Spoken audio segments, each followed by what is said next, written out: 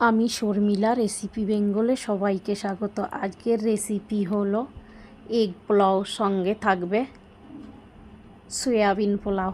দু রকম রেসিপি একই সঙ্গে দেখাবো।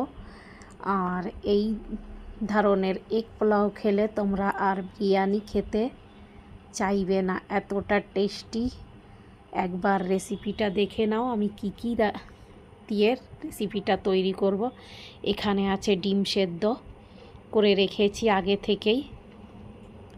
তারপর আছে আলু দু রকম করে কাট করেছি, কেননা সয়াবিন দিয়েও তৈরি করব। আমি দুদিকে চাল ধুয়ে রেখেছি, একদিকে আধা গ্লাস, একদিকে 1.5 গ্লাস।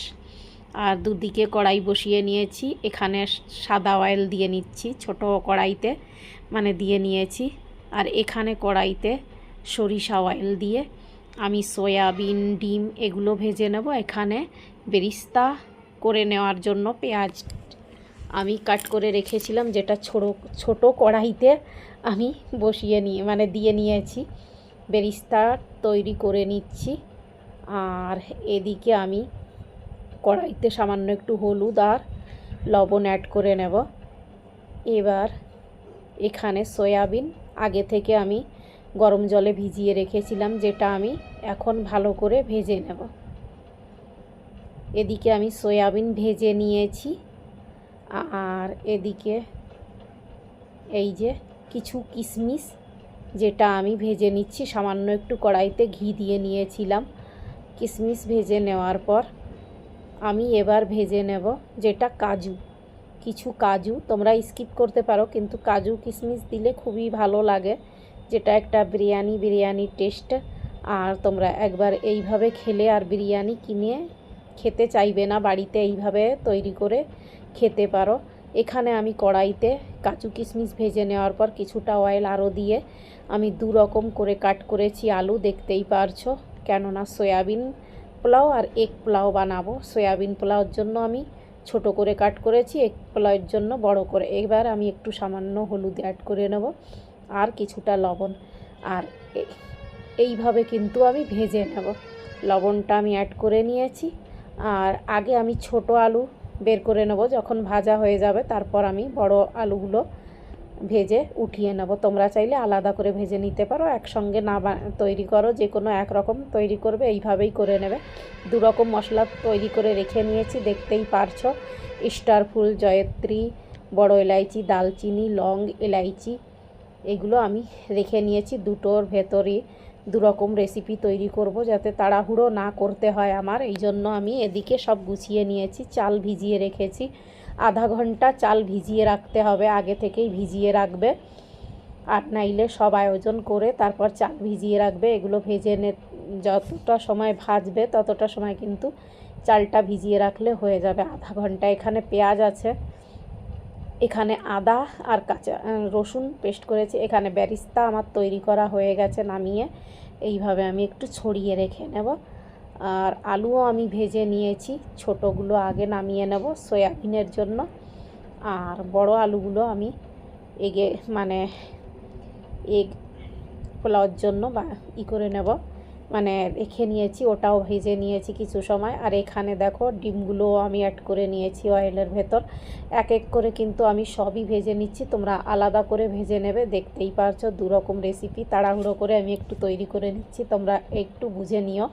এখানে সামান্য একটু হলুদ আর লবণ দিয়ে ডিমগুলো ভালো করে ভেজে নিয়েছি। ডিমগুলোর কালার দেখেই বুঝতে পারছো খুব সুন্দর করে ডিমগুলো কিন্তু আমি ভেজে নিয়েছি। এবার নামিয়ে নেব।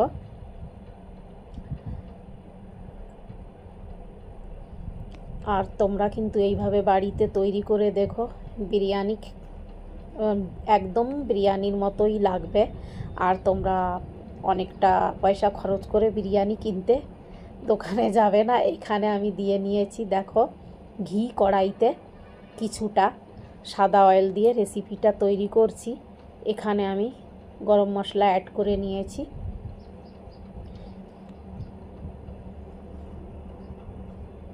গরম মশলা অ্যাড করার পর আমি কিছুটা গুঁড়ো মশলা অ্যাড করে নিয়েছি, যেটা হচ্ছে গরম মশলা। এটা দিলে কিন্তু খুবই টেস্টি হয়, একটা আলাদাই ঘ্রাণ আসে, এই জন্য আমি পাউডার মশলাও অ্যাড করে নিয়েছি, গরম মশলা। তারপর আমি এইভাবে গরম অয়েলের উপর দিলে খুবই একটা মানে টেস্ট হয়। এখানে ছোট কড়াইতে আমি কিন্তু ঘি অ্যাড করে নিচ্ছি, ওদিকে আমি পেঁয়াজ বড় কড়াইতে ভেজে নিচ্ছি, যেটা হচ্ছে এগ পোলাও বানানোর জন্য। এখানে ছোট কড়াইতে আমি দিয়ে নিচ্ছি সয়াবিন পোলাওর জন্য খাড়া মশলা দেওয়ার পর আমি একটু গরম মশলাও অ্যাড করে নিয়েছি, এখানে পাউডার গরম মশলা, এখানে পেঁয়াজ অ্যাড করে নিচ্ছি। দুটোই কিন্তু একইভাবে আমি তৈরিটা করছি, তোমরা দেখতেই পারছো। শুধু ফারাক আছে এটায়, শুধু সয়াবিন আলাদা করে ভেজে নিতে হয়, ডিমও এইভাবে একইভাবে কিন্তু এই রেসিপি তোমরা বানিয়ে খেতে পারো, আর দুটোই কিন্তু খুবই টেস্টি লাগে। আর এখানে আমি রসুন আর আদা একসঙ্গে পেস্ট করে রেখেছিলাম, যেটা আমি আমার হিসাব মতো আমি অ্যাড করে নিচ্ছি, তোমরা তোমাদের হিসাব মতো অ্যাড করে নিও, এখানে দেখতেই পারছো। আর যেটা এর ভেতর অ্যাড করে নিতে হবে, যেটা হচ্ছে এখানে আমি ছোট কড়াইতেও রসুন আর আদা সামান্য একটু, এখানে অল্প করে বানাবো এই জন্য অল্প করেই আদা আর রসুনের পেস্ট দিয়েছি, তোমরা তোমাদের হিসাব মতোই বানাবে কিন্তু। আর এখানে আমি টমেটো অ্যাড করে নিচ্ছি একটা করে, এখানে ছোটোটায় একটা টমেটো আর ওখানে দুটো টমেটো অ্যাড করেছি বড়টায়। এখানে কিছুটা লবণও অ্যাড করে নিচ্ছি। এইভাবে কিন্তু ভালো করে নাড়িয়ে চাড়িয়ে হতে দেব। এখানে জিরে পাউডার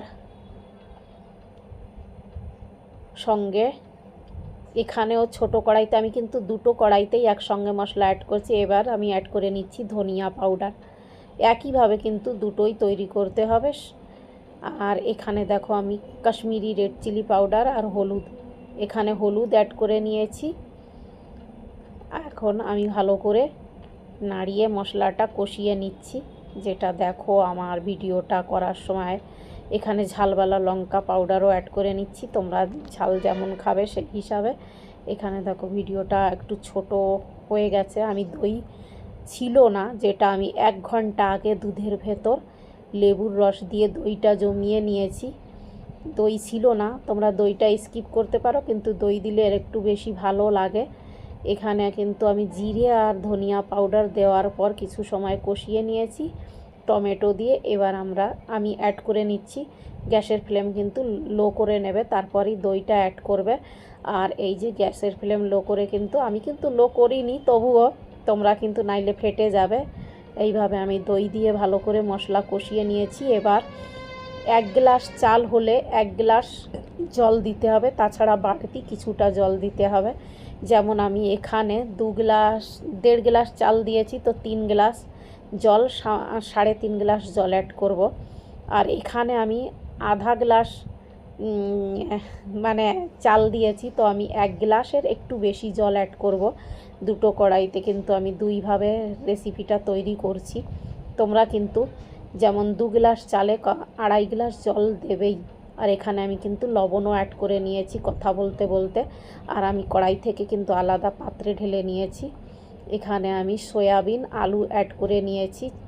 সয়াবিনের বিরিয়ানি মানে সয়াবিন পোলাও তৈরি করতে গিয়ে আগেই তোমরা কিন্তু মশলার সঙ্গে সয়াবিনটাও কষিয়ে নিতে পারো যদি তোমাদের ইচ্ছা হয়। এখানে আমি এগ পোলাওর জন্য আলু আগে অ্যাড করে নিচ্ছি, নাইলে আলু গলতে হয়তো একটু সময় লাগবে। এখানে আমি হচ্ছে সোয়া পোলাওর জন্য চাল অ্যাড করে নিয়েছি, জল ফুটে ওঠার পর কিছু সময়। এইবার এইভাবে আমি নাড়িয়ে কিছু সময় হতে দেবো। লবণ তোমরা আগে থেকেই চেক করে নেবে, মানে টেস্ট করে নেবে কেমন কি হিসাব মতো। আর এদিকে দেখো এগ পোলাওতেও আমি চাল মানে দিয়ে নিচ্ছি, দেখতেই পারছো।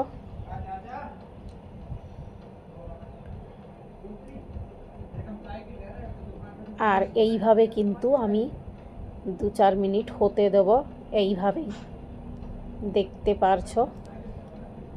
আমি যে হিসাবে রেসিপিটা তৈরি করছি, তোমরা এই হিসাবে রেসিপিটা তৈরি করলে দেখতে পারবে যে কতটা টেস্টি আর কতটা একদম পারফেক্ট তৈরি হয়।